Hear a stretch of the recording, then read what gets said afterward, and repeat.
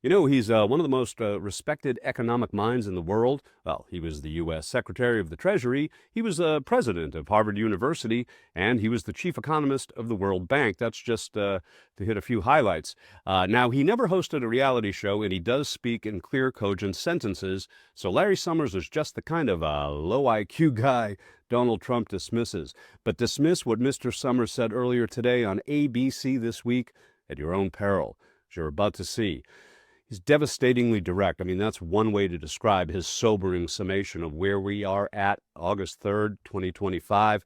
But after you see our featured clip today, please feel free to add your own description in the comment, and please like, subscribe, and share. Now, MIT grad and established authority in all things finance, Larry Summers comes out swinging on ABC This Week just earlier today. Well, it's in response to this Trump dropping from yesterday. You fired the head of the Bureau of Labor Statistics? Because I think her numbers were wrong, just like I thought her numbers were wrong before the election.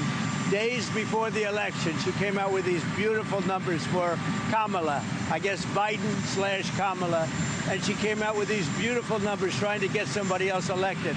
Then right after the election, I think on the 15th, November 15th, she had an $800,000 or $900,000 massive reduction. Said she made a mistake. That woman's numbers are. Now, before we show you Larry Summers' stark, absolutely scary rundown of what this week in fudging figures and exerting authority really means to you and me, well, over on Fox, well, this kind of drivel was flowing freely by comparison. The numbers are not keeping up with the economy. So there was a statement out by a number of former BLS commissioners, including the one that President Trump had in his first term, and they said it's not good to cast aspersions on what's being done because it's a formula. It's used the same way every single time. So are you saying maybe the formulas, the calculations need to change? What would you do differently? Right. That's right. They have to get back to ground zero. But again, to put it in perspective, over the last, or I'll go back to COVID.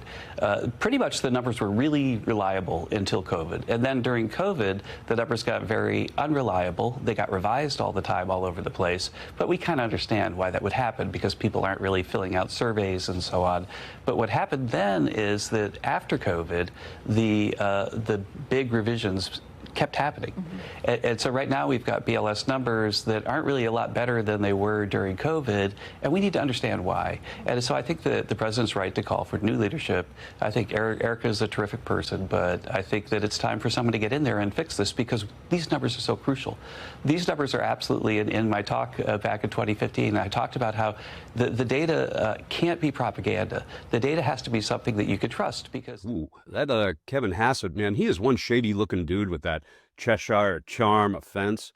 I find it offensive. So let's flip over to ABC and get to our featured story, the straight story from economist emeritus Larry Summers about Trump's crooked path over the cliff toward authoritarianism. I guess this firing of the BLS commissioner goes in the category of shocking but not surprising.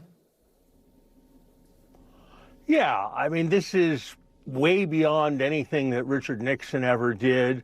I'm surprised that other officials have not responded by resigning themselves, as took place when Richard Nixon fired people lawlessly.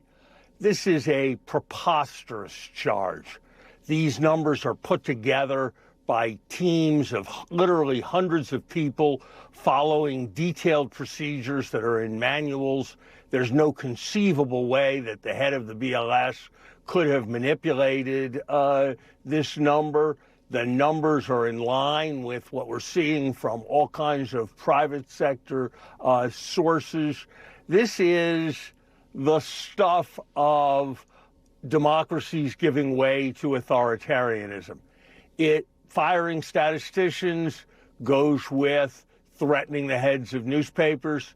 It goes with launching assaults on universities. It goes with launching assaults on law firms that defend clients that the elected boss finds uncongenial. This is really scary stuff, and it can hardly be surprising that when the rule of law is a bit in question, that there's a big uncertainty premium in the markets that is operating to both make there be less investment, which slows the economy down, and also means there's less supply so that there's more inflationary pressure. Yeah, you know, with the exception of Seth Rollins, if there is one smart money in the bank guy, it's got to be Larry Summers. And last night at SummerSlam, it seems the packed house in attendance booed in agreement with the promo he just cut on Linda McMahon's boss.